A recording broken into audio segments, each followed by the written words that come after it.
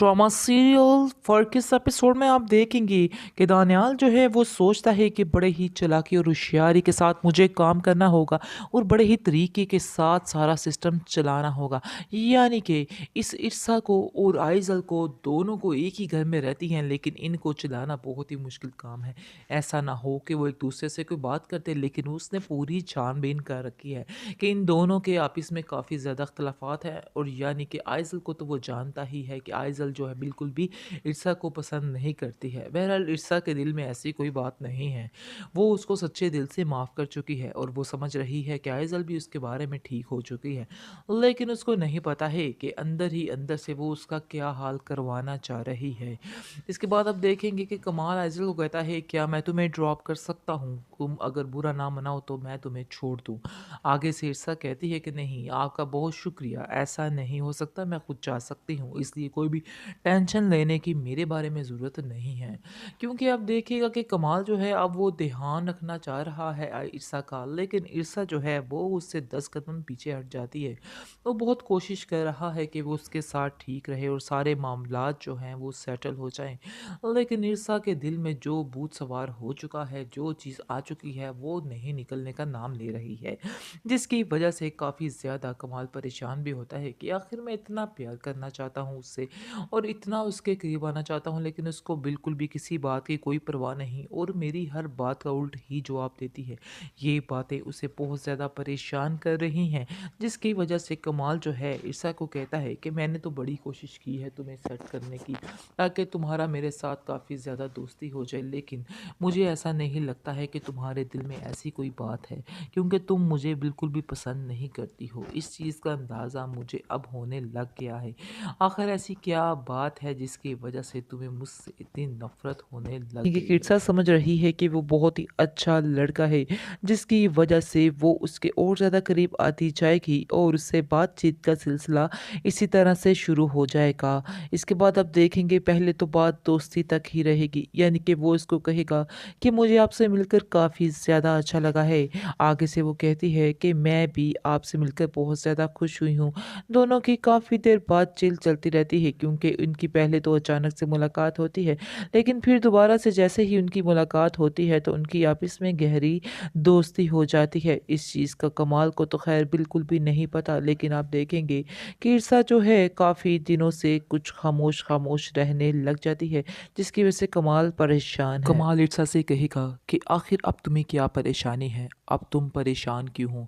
क्योंकि मैंने तो तुम्हें इजाज़त दे दी है और खुली छूट दी है, जाओ जाके जॉब करो और अपनी लाइफ बनाओ।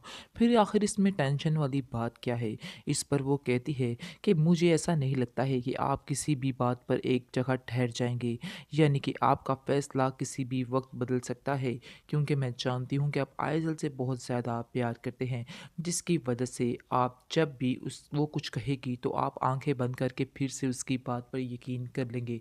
इसके बाद कमाल उसको कहता है कि तुम्हें बार बार पुरानी बातों को दोहराने की क्या ज़रूरत पड़ जाती है? मैंने तुमसे कहा ना कि मैंने तुमसे यकीन कर लिया और तुम्हें हर चीज़ की परमिशन देता हूँ, तो फिर आखिर पुरानी बातों को बार बार अंदर तुम क्यों लेकर आ रही हो? जिस पर ईर्षा खामोश हो जाती है और कहती है कि अब मुझे इस बात पर वादा कर सकते हैं कि आइंदा से कभी भी, यानी कि आने वाली ज़िंदगी में कभी भी आप मुझ पर शक नहीं करेंगे। इस पर कमाल कहता है कि तुम बेफ़िक्र हो जाओ, ऐसा कभी भी नहीं होगा। दरअसल दनियाल को समझ आ चुकी है कि ईर्षा की कमाल के साथ नहीं बनती है और उन दोनों के आपस में बिल्कुल भी अंडरस्टैंडिंग नहीं है, क्योंकि अब कमाल काफ़ी ज़्यादा कोशिश करता है और फ़ोन पर भी उससे बातचीत करने की कोशिश करता है, लेकिन ईर्षा हमेशा बात बात पर उसको टाल देती है और कहती है कि मैं बहुत मसरूफ़ हूँ, मैं आपसे बात नहीं कर सकती हूँ। लेकिन वो बहुत ज़्यादा खुश होती है दानियाल के साथ और काफ़ी देर बातें और गप्पे लगाती रहती है। इसके बाद आप देखेंगे कि कमाल कहता है, क्या तुम मुझे मिलवाओगी नहीं दानियाल से? तो आगे से वो कहेगी कि हाँ, मैं आपको ज़रूर एक दिन मिलाऊंगी।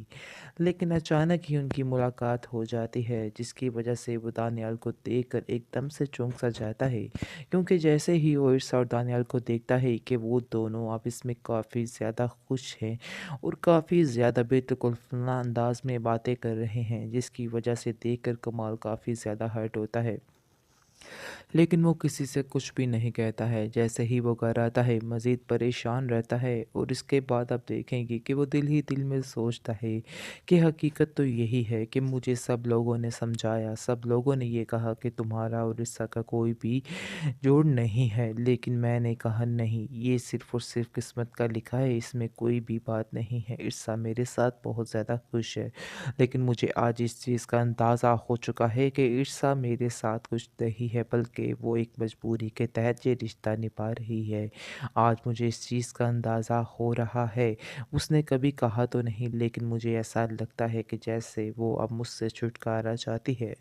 इसके बाद आप देखेंगे कि ईर्षा जो है वो कमाल से कहती है कि आपको कैसा लगा दानियाल? तो आगे से वो जवाब देता है कि तुम मुझे बताओ कि तुम्हें दानियाल कैसा लगा? इस पर वो कहती है कि वो बहुत ही अच्छे हैं।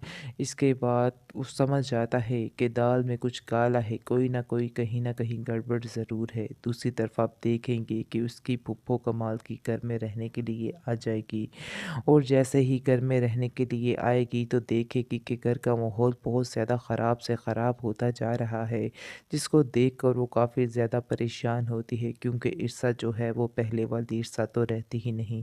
ना तो वो कमाल की तरफ ध्यान देती है और ना ही वो घर की तरफ ध्यान देती है। हालाँकि वो तो फूफो का भी लिहाज़ नहीं कर रही है। जैसे ही वो घर में आती हैं तो सारा कुछ छोड़-छाड़ कर वहाँ से चली जाती है और अपनी ही ज़िंदगी में मगन हो जाती है, जिसको देखकर उसकी फूफो कमाल की काफ़ी परेशान होती है और कमाल को बुलाती है कि मैं तुमसे कोई बात करना चाहती हूँ। जिस पर वो कहता है कि आखिर ऐसी क्या बात है कि आपने मुझे बुलाया? तो आगे से वो कहती है कि मैं तुम्हें कहना चाहती हूँ कि ईर्षा के मिजाज मुझे कुछ ठीक नहीं लग रहे हैं। तुम्हें इस पर गहरी नज़र रखनी होगी। आगे से वो कहता है कि आपको कोई गलतफ़हमी हुई है। आगे से वो कहती है कि नहीं, मैंने अपने ये बाल धूप में सफ़ेद नहीं किए हैं।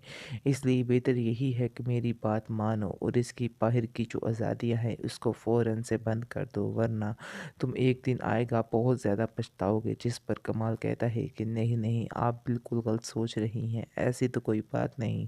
हालाँकि ये बात तो कमाल को भी पता चल चुकी है और उसको ठीक-ठाक किस्म का अंदाज़ा हो चुका है कि ईर्षा जो है अब उसके साथ नहीं रहना चाहती है। बात-बात पर लड़ाई-झगड़ा, बात-बात पर रोक-टोक, बस इसी बात की निशानी है कि अब वो उससे छुटकारा चाहती है और देखिएगा कि साफ-साफ वो उसको कह भी देगा और कहेगा ईर्षा को कि तुम्हें जो भी फ़ैसला करना है तुम कर सकती हो, मुझे कोई भी एतराज़ नहीं है। मैंने तो पहले भी तुमसे कहा था, लेकिन पहले भी तुम नहीं मानी थी। लेकिन अब भी सारे फ़ैसले तुम्हारे हाथ में ही हैं, तुम टेंशन मत लो, जो भी रास्ता अपनाओगी मुझे वो मंज़ूर होगा। आगे शीर्षा कहती है कि मैं कुछ वक़्त चाहती हूँ और मैं वैसे भी तुम्हारे साथ नहीं रहना चाहती, लेकिन मुझे कुछ थोड़ा-सा वक़्त दो ताकि कुछ वक़्त के बाद मैं सारा कुछ हैंडल कर सकूँ और तुम्हें छोड़ने पर भी आमादा हो सकूँ। जिस पर कमाल खामोश हो जाता है क्योंकि कमाल वाक़ई में उससे बहुत ज़्यादा प्यार करने लग जाता है, जो छोड़ना बहुत मुश्किल लग रहा है।